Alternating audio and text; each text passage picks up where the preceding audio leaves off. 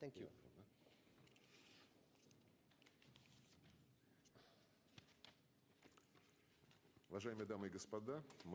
Ladies and gentlemen, we had very fruitful negotiations with the Minister of Foreign Affairs, Luca Beccari.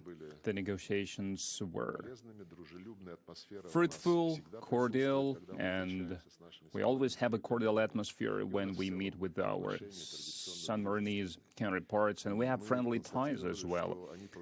And we have reaffirmed that they continue to develop despite the limitations and restrictions that we have due to the current epidemiological situation. We want to deepen our bilateral cooperation, and today's visit, by our estimates, has become an important step in this direction.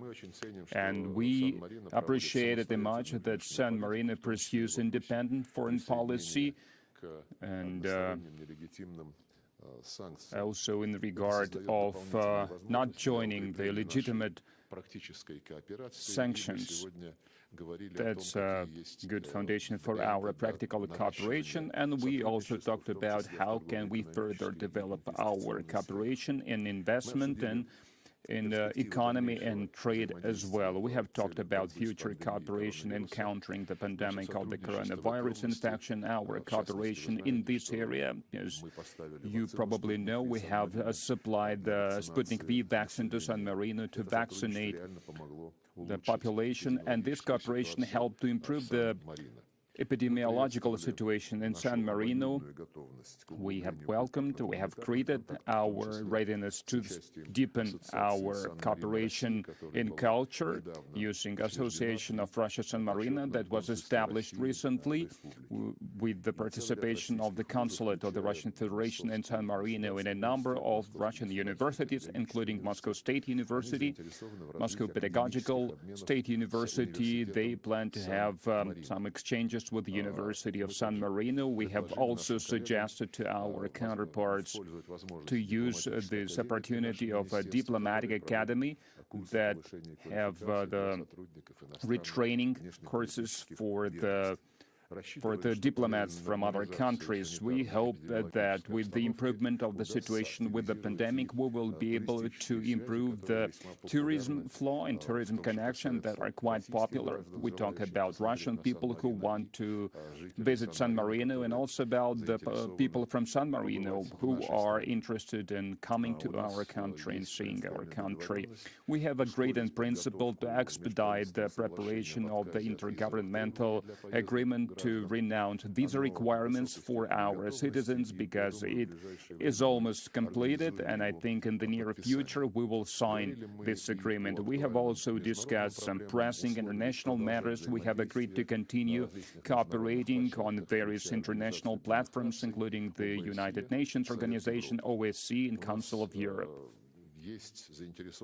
We are interested in tapping this potential of the organizations that work in Europe. I'm talking about OSCE and Council of Europe. So we would like to tap this potential to promote positive agenda, but not to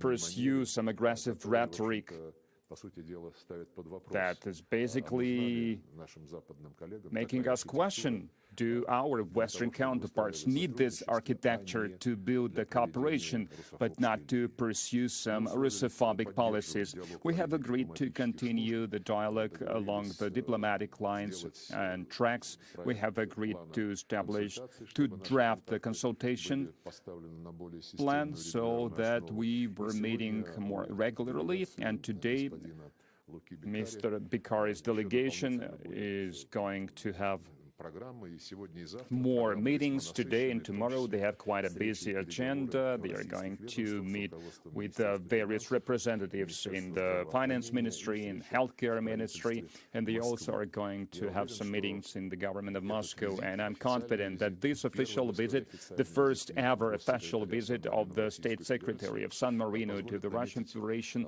will allow us to map the perspective projects, joint projects, and I'm positive that the Russian capital will impress our visitors in a good sense. So I would like to thank my counterpart for the joint work, and I would like to give him the floor now. And I'm sorry, one more thing. I have to say that this year we celebrate 65th anniversary of establishing consul relations between the Russian Federation, between our country and San Marino. Please. Grazie, buongiorno a tutti. Il collega Thank you. Thank you very much, everyone.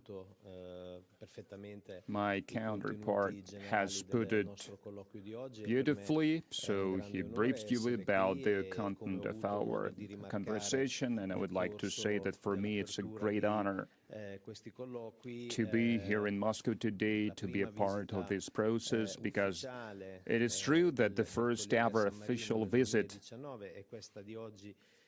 of San Marinese representative to the Russian Federation. So we are doing this after the first ever visit of the Russian Foreign Minister to San Marino that took place in 2015, which proves that strengthening of the ties between our countries.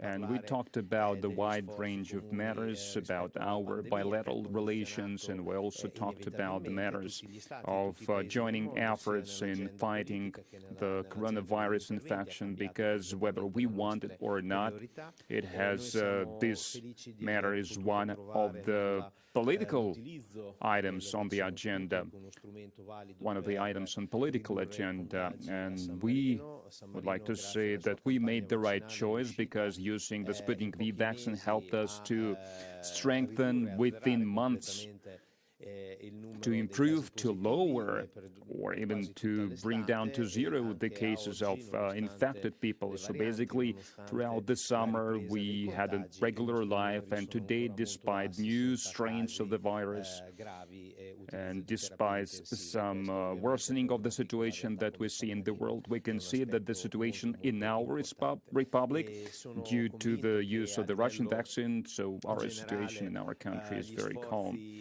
And I think that our joint efforts in regard of other matters, if we talk about fighting the virus, they can and they must be strengthened, for example, using the cooperation between the countries, because that's a common threat that concerns everyone, and we think that every country should be a part of this effort, and we can see it, and it's obvious that the virus affects the life of common people, and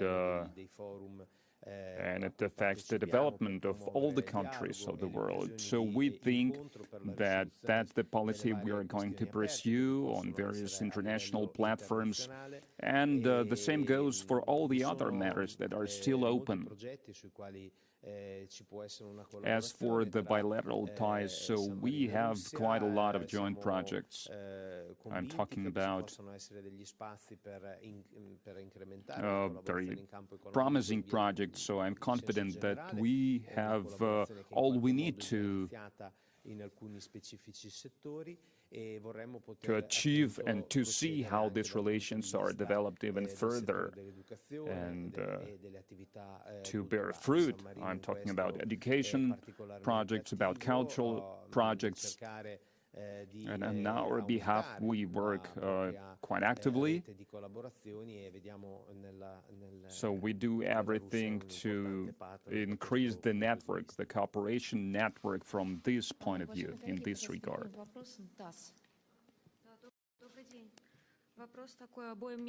Good afternoon. Question for both ministers. So what kind of opinions do you hear from other European nations about the recognition of the Russian vaccines against the coronavirus? Which countries oppose this step, and what are the chances for a Russian vaccine to be approved to be used in the EU in the near future? This topic has been covered a lot recently, and I'm going to try to guess which countries oppose it and which countries are just being cautious. They do not want to make the Brussels bureaucrats angry, but we can talk about the countries that have already chosen the Russian vaccines. I'm talking about Hungary and Slovakia, and they have announced about it officially, because in the European Union there is no such strict requirement that would mean that every nation should wait until the European Union would rule positively for the vaccine. And by the way, Western vaccines were procured by the European Union long before these vaccines that were manufactured in the West were registered by the European Medicines Agency. So we don't want to make wild guesses. We heard a lot of statements from the leaders of the European Union that we should look at the Western vaccines, and Ursula von der Leyen, she was making such claims and statements. We heard about France early this year. Publicly, at the highest level, we were blamed, along with China, that we are waging some vaccine aggression. So, of course, there is that, but our healthcare ministry, our scientists, our researchers, they are in contact with the European Medicines Agency. And we want this context to remain professional. We don't want to politicize this process. That's what our healthcare minister said during the recent G20 meeting, at the meeting of the healthcare ministers. So we hope that those who are interested in truly starting a cooperation on protecting the people's lives and health, so these sentiments would prevail, including in the European Union. Yes, of course, I agree. From my point of view, I think that this process shouldn't be politicized. It's up to researchers, it's up to official research and tests, and we are talking about the vaccines, because San Marino is a state that is known with its neutral stance, but that's a perfect chance for us to talk about the actual neutral stance, because the vaccine in itself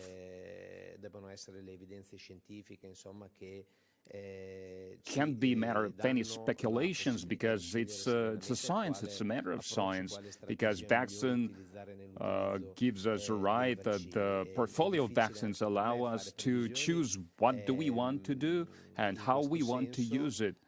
And for me, it's quite hard, just like for my counterpart, to make any guesses in this regard. So I think there could be two approaches. The first one is using a vaccine in itself, per se. So if we talk about protecting the health of the citizens, and the second approach is using a vaccine in a wider sense of the word. If we talk about certificates, about passports, about deeper research. But in my opinion, it should be more, this effort should be more coordinated if we talk about Europe. So I think using a vaccine should be it should be used more widely, and the faster the entire world will get a chance to vaccinate its populations, the faster, the better it is. RIA Novosti.